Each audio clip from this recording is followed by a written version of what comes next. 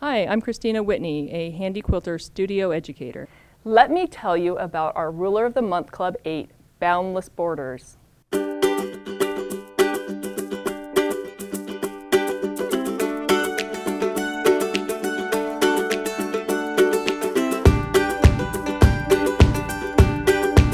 Let's talk about some ruler safety.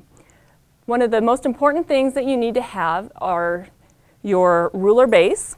It's the little tabletop that goes underneath the fabric that's going to extend that table out. You also want to make sure you have a surefoot.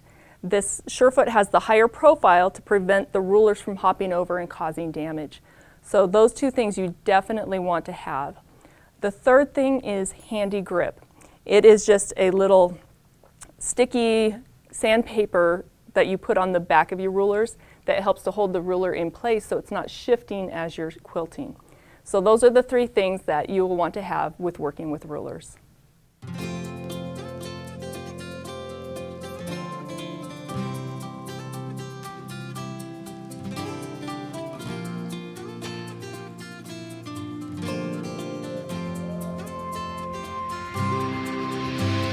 Let me tell you about the Concave Curve ruler.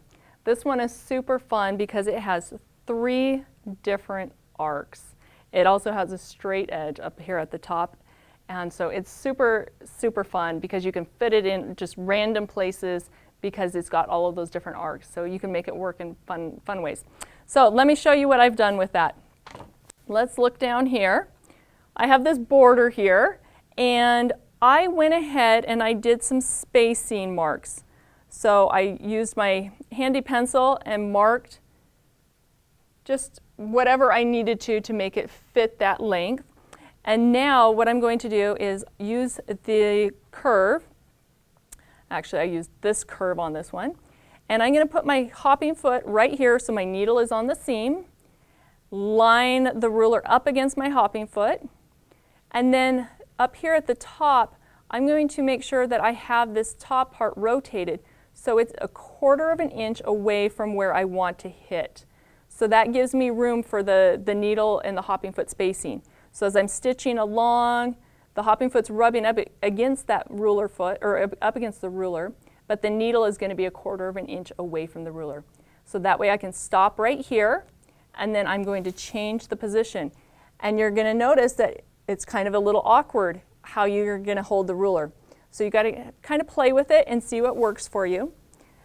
So this side now is bumped up against my ruler foot, or my surefoot. This side is going to be 1/4 of an inch away from my marked line of where I want to hit.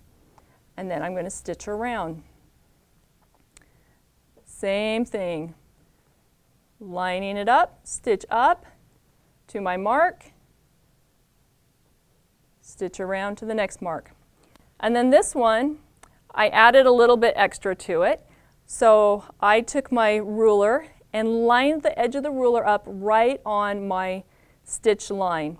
And I did another one, 1/4 of an inch away, stopped at my mark, flipped the ruler around, lined it up with my previous stitch line, and stitched down. And it gives you that 1/4 of an inch channel there. Okay?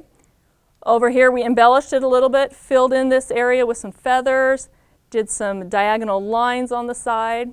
So those possibilities are endless. This next section, I used the other 2 arcs. So I used this arc, and what I did was I picked a grid line on here, lined that grid up with my seam, and then I did the stitching along here, shifting it over, again using the same mark on that grid, lined up on my seam, and stitched the next one. Going all the way across till I got to the end here. Now for this part, I'm going to use this bottom arc. And I've had some lines already drawn on here. So I lined the ruler up. And I highly recommend using different marking tools. Experiment with them and find out what you're comfortable with because they really can help you with your ruler work. Okay, back to this arc. I'm going to stitch down And then I'm going to flip the ruler to the other side and stitch up. And then I backtracked because I wanted to end down here. If you notice, before I had the ruler underneath on this side, now it's going to be up kind of behind my foot. I'm going to stitch over and then stitch up and down, over, up and down. So this is a continuous curve, but it's using two different arcs, so it's more elongated rather than perfect squares. So something fun to do. This right here shows you the difference in arcs. So the deeper arc here, and then this more shallow one. So you can play by flipping them back and forth. I'm going to now bring up my bobbin thread here.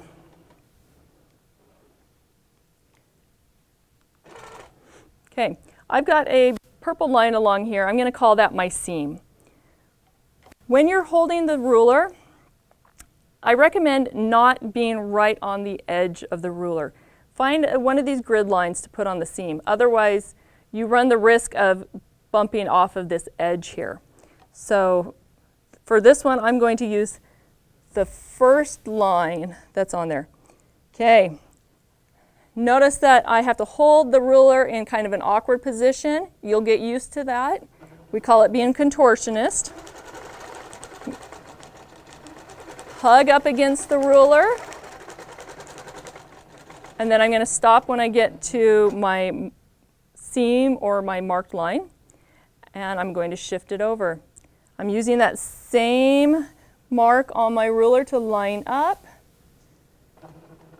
and stitch around. Okay, we can do the same thing. This one's a little bit trickier because you want to be really careful that you don't pop off those edges. So just make sure that you've got enough room so that you are able to stitch that part.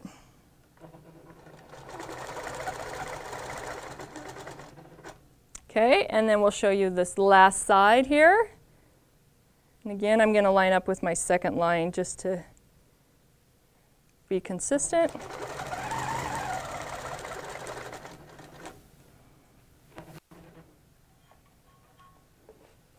Okay, so you can kind of see there the different angles that you can stitch out, different lengths, and you can adjust where you position it to make it fit right in wherever you're needing to quilt.